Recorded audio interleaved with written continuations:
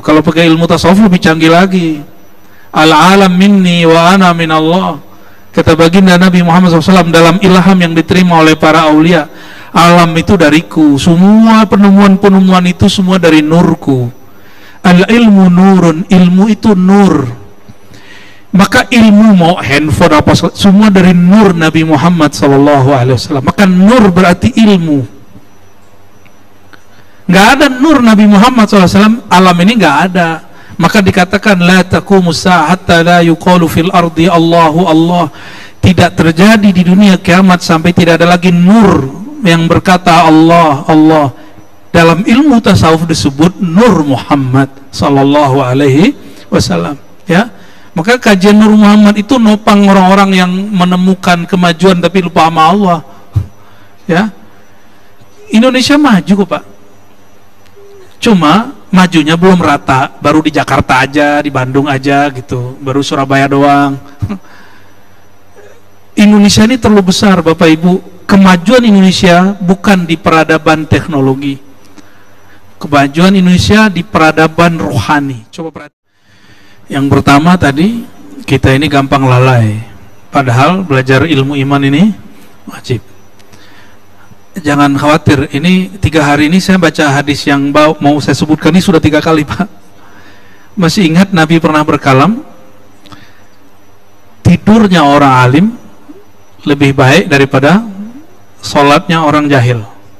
Masih ingat? Karena orang yang alim kalaupun tidur itu puncak kelalaian, dia tetap disebut alim, dia tetap disebut berilmu. Bapak Ibu, saudara-saudariku, kalau lagi tidur ilmunya hilang nggak? Nggak hilang. Buktinya bangun tidur ingat lagi.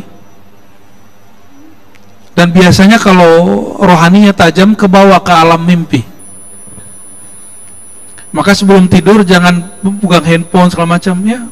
Sebut nama Allah, nama Rasulullah.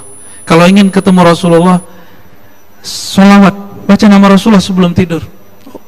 Baca salam, assalamualaikum ya Rasulullah, assalamualaikum, sampai tertidur. Sekali seumur hidup pasti ketemu Rasulullah SAW. Dan ini sudah dilakukan oleh banyak murid saya, dan mereka ketemu Rasulullah SAW, ya. Cuma kalau bukannya Facebook, ya yang nanti mimpinya apa yang dilihat di Facebook. Ya bukannya di YouTube, nanti yang ditemui yang ada di dalam YouTube, ya mau apa lagi, ya.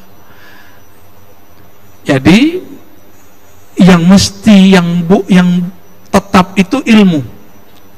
Kalau kondisi hati jiwa bisa lalai, Bang, nggak ada masalah. Jadi ini kabar gembira dari Allah SWT bahwa Allah memuliakan orang alim di puncak kelalaiannya. Dia tetap disebut berilmu.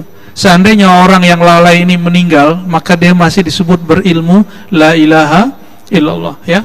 Jadi nggak ada masalah. Nah, mengenai kelalaian kita istighfarkan kepada Allah SWT. Kita minta ampun kepada Allah SWT, ya. Allah pasti Maha Pengampun. Makanya di dalam hadis tidak ada hadis ya Allah kekalkan zikirku, tidak ada. Yang ada cuma a'inni ala zikrika, ya Allah bantu aku berzikir. Jadi kalau Bapak Ibu, saudara-saudariku bisa berzikir hari ini, berjamaah hari ini, dan ngaji hari ini, karena Allah sedang membantu kita, ya, karena Allah sedang, dan beruntunglah orang yang dibantu oleh Allah dan dia sadar sedang dibantu. Tapi ini diuji lagi, habis dibantu dia ngerasa GR, kalau bukan karena saya nih, ya, ini sholatku, ini ilmuku, ya sudah, ini kena syirik khafi, kena syirik khafi, syirik tersembunyi. Oke, ya. Yang kedua tadi, orang yang sakit, mungkin non muslim ataupun orang dulunya nakal, ya, terus ketika sakit dia tidak bisa ngomong, ditalkin, lihat isyarat matanya. Lihat isyarat matanya, jika dia begini berarti masuk. Ya, ini ilmu khusus talqin. Jadi kalau ada orang yang sedang sakaratul maut, mereka nggak akan ingat apa-apa, tapi ketika dikatakan baca Allah, la ilaha illallah, Allah pun cukup.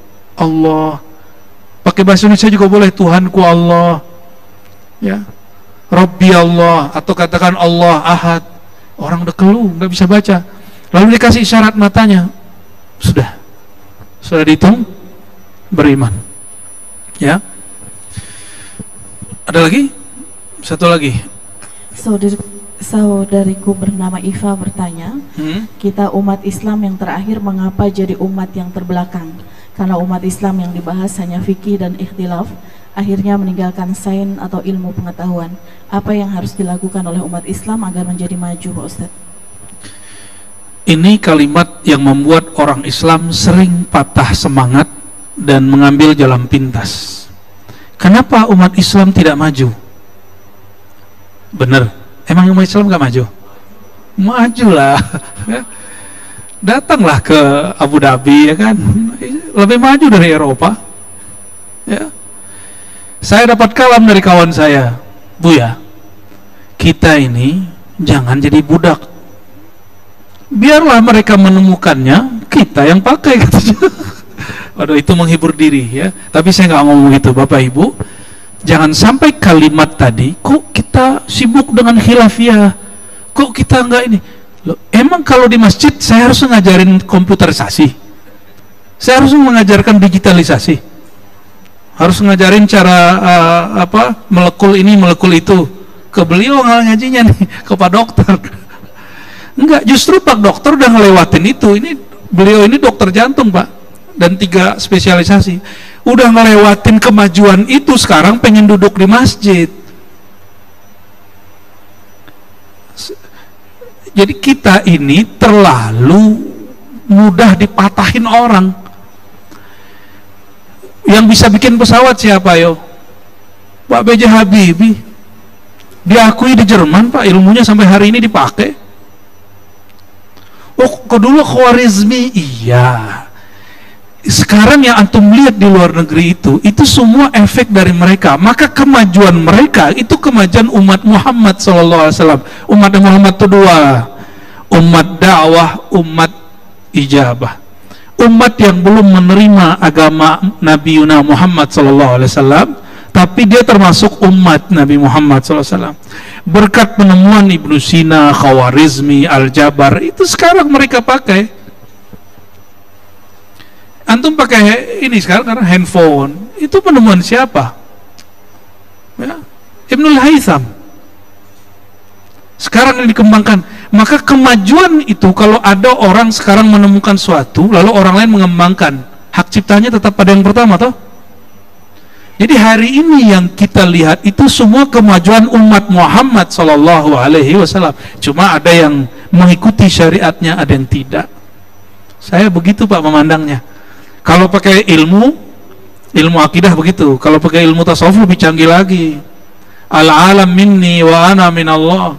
Kata baginda Nabi Muhammad SAW dalam ilham yang diterima oleh para aulia, alam itu dariku. Semua penemuan-penemuan itu semua dari nurku.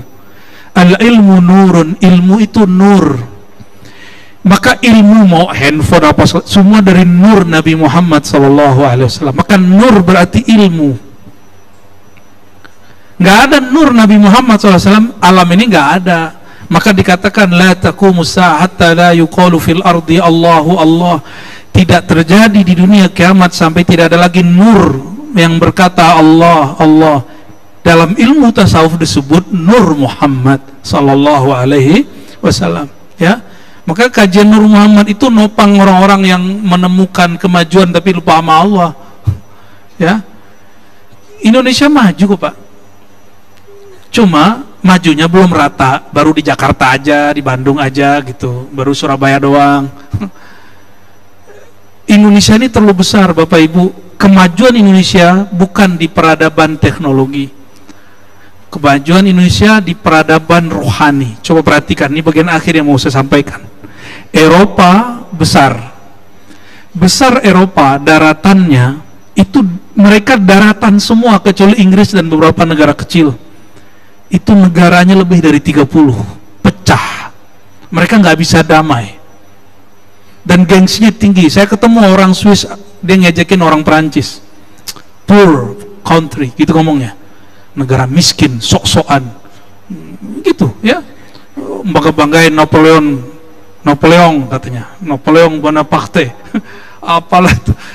Jadi itu tetanggaan, Pak, samping-sampingan itu.